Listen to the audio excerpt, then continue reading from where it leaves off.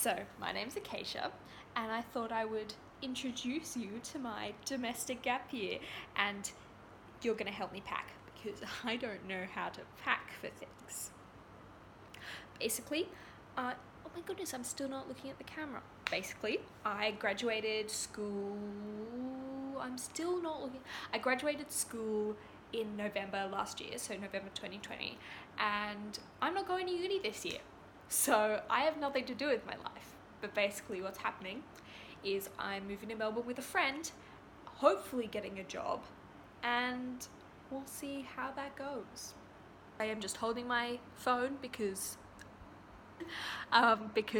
I don't have a proper camera. And please excuse how bad my makeup is. I put it on this morning and I've eaten lunch since then, and my hay fever went wild since then. So yeah, basically this channel is going to be navigating life post high school with chronic illnesses, because I'm not wanting to go to uni this year because I honestly don't know how my body will cope with that. So I'm moving out of home, getting a job, and hopefully not starving to death. That's my number one goal for this year. Don't starve to death. Oh, and learn how to pay a bill. Because yes, I may be able to write a 4,000 word essay on the socio-economic differences between fine art and illustration in the Victorian era. I don't know how to pay a bill. So school really prepared me well for life.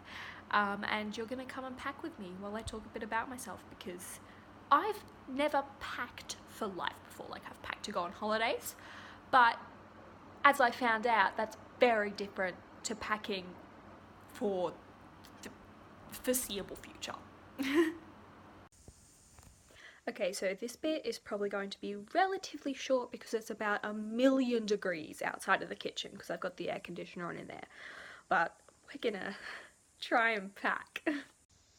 Now, the biggest problem I'm having is that I leave in just over 20 days, but Mum wanted me to start packing now because I will procrastinate till the last day. But I'm packing all my clothes, so I don't know what to pack and what to leave to wear. So I've packed my carry-on suitcase where I have put every single warm or winter clothing that I own, because I live in Queensland and it's only getting down to about 28 degrees at night right now. And yes, that's in summer, but I had to buy a coat because I don't own one. So all of that is packed into my carry-on. But now I'm trying to pack my normal clothes.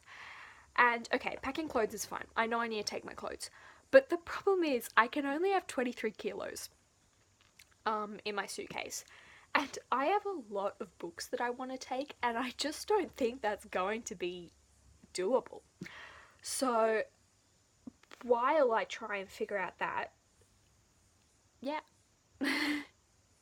Okay, this is going to be less me packing and me sitting over my clothes complaining about it. Okay, I'm back in the living room because I think I was genuinely, I can't speak, genuinely about to die of heat stroke. I always thought I had a lot to talk about, but now that I'm actually talking to myself in front of a digital device, I suddenly have nothing to say. So yeah, I'm going to be moving to Melbourne in February, so there may be 1 or 2 videos before I leave, but we'll see, I don't know. And then basically me navigating living with chronic illnesses after high school and before university. In a little domestic gap year, hopefully I'll be going on some adventures. I want to see snow this year, that's one of my goals because I've never seen snow before. So fingers crossed I get to do that. I want to get a job, but the job market at the moment is so ridiculous. So fingers crossed again that I'll find a job. Maybe I want to take up some taxidermy. Want to keep sewing.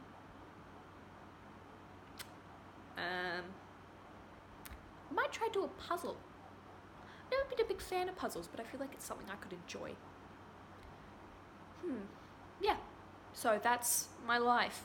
Tends to be I make it more dramatic than it really is, but yes. Hopefully you follow me on this little journey and subscribe. Is that something I should say? Maybe. I mean, if you want to, go ahead. I have Instagram, domestic gap year is my username. Yeah, so hopefully this wasn't too cringy, but I can guarantee in 5 years I will look back on this and want to peel my skin off because it was so horrendously awful. So thank you for watching.